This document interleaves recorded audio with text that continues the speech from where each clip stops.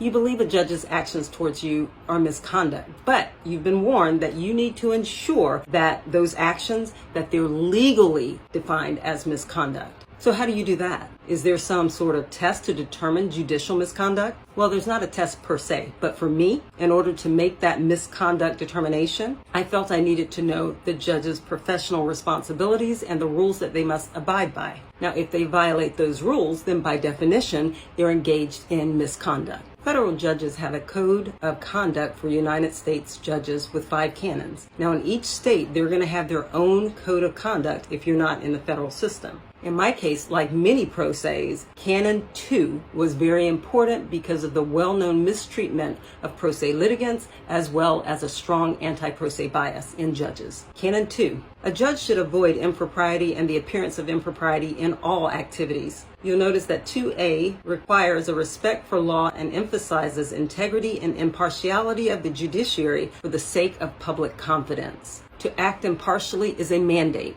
It's not optional when dealing with self-represented litigants. If the judge materially deviates from this impartiality, then that is categorized as misconduct due to bias. So now you have the rules and where to find the rules, but what does impartiality look like? Well, you'd have to review your case law in your jurisdiction. Here's one example from the D.C. Circuit Court, the Court of Appeals, U.S. versus Microsoft. Now, in this case, the judge made crude and negative remarks about Microsoft and its founder to a reporter. Now, the appearance of impartiality for public confidence and the integrity and independence of the judges, that was also emphasized in the ruling. The appellate judge noted the difference between appearance of and actual bias. Finally, the D.C. Circuit vacated the district court's judgment, remanded it for reconsideration, and reassigned it to a different judge. This U.S. v. Microsoft case has useful information and it cites other cases, which could help you determine if the actions taken by your judge constitute misconduct or bias.